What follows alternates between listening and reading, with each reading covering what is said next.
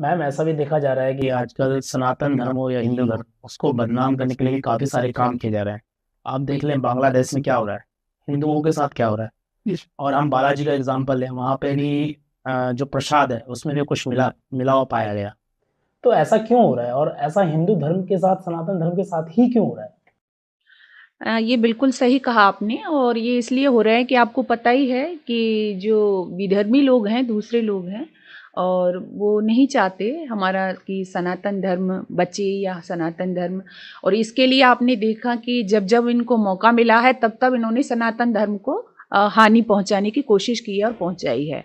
क्योंकि इनकी गलती नहीं है, इनका जो धर्म ग्रंथ है, ये जो कुरान पढ़ते हैं लोग, तो इन जो रोजाना ये अपनी उसमें इबादत करते हैं, तो इनकी जो पुस्तक है ये इनको ऐसा करने के लिए कहती है।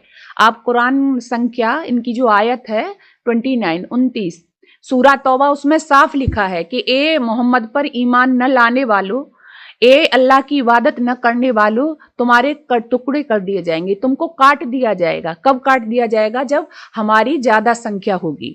तो हम आपको क्या लगता है कि जब कहीं कुरान की आयतें बोली जाती हैं या ये अपने मस्जिद में जाके ये कुरान पढ़ते हैं, तो हमें आपको क्या लगता है कि जैसे हम और आप प्रार्थना करते हैं, रामकृष्ण के भजन गाते हैं, भक्ति के भजन गाते हैं, तो ये भी ऐसे ही गा रहे होंगे, लेकिन इनका मकसद वो नहीं होता है। आपकी समझ में आया नहीं? तो इनको दिन रात जब ये पढ़ाया जाता है तो इनको कहते हैं ना बहुत से लोग कि भाईचारे की भावना। तो भाईचारे हमारे अंदर तो है, क्योंकि हम क्या सीखते हैं, हमारे वेद शास्त्र हमको क्या सिखाते हैं? वसुधैव कुटुंबकम, सारी वसुधा हमारा परिवार है, हमको यही पढ़ाया जाता है ना। हम क्या सीखते हैं? हम ये सीखते हैं संगच्छद्वम संबद्धम समनु मनमसी जानतम, ये हमको सिखाया जाता है। सर्वे भवन्तु सुखिनः सर्वे सन्तु निरामया, ये हमको सिखाया जाता है। लेकिन इनको क्या सिखाया जाता है कि आपका उत्थान कब होगा? कि जब आप इनका कत्ल करोगे, मतलब हिंदुओं का, इनका मतलब काफिरों का। तो इन लोगों की ये सोच चल रही है। और बांग्लादेश में आपने बिल्कुल सही कहा कि आज लोग जो हिंदू लोग हैं उन पर किस तरह से अत्याचार हो रहा है। तो उसमें भी आपने देखा होगा, वहां ये कभी किसी के नहीं हुए।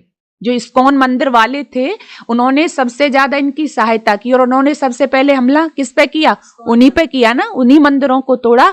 तो ये कभी किसी के नहीं होते हैं। तो इसके लिए हमें जो सनातन वैदिक धर्म वाले हैं, हमें जागना होगा, हमें समझना होगा अपने धर्म को लेकर के, अपनी संस्कृति, अपने शास्त्रों को लेकर के।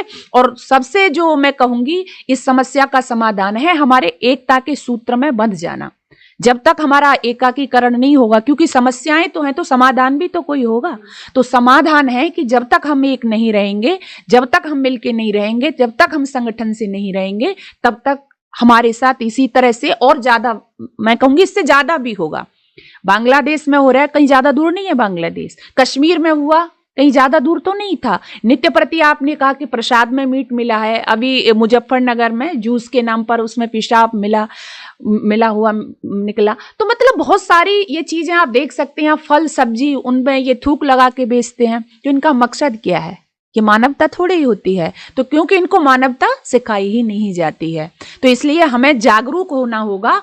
और हमें कहते हैं ना कि जैसे को तैसा, वो वाली जब तक आप भाषा नहीं बोलेंगे तब तक आपका सनातन धर्म सुरक्षित नहीं रह सकता है। तो हमें जागना होगा और अपने धर्म, अपने शास्त्रों के प्रति हमें ईमानदारी दिखानी होगी और एकता के सूत्र में बंध के चलना रहेगा। यदि हम जातिवाद में बट गए, यदि हम राजनीति के नाम पे बट गए, यदि हम अलग अलग हमने अपने धर्म संप्रदाय बना लिए उसमें बट गए, तो ये लोग फायदा उठाएंगे और उसका नुकसान हमको, हमारी आगे वाली संतति को उठाना पड़ेगा।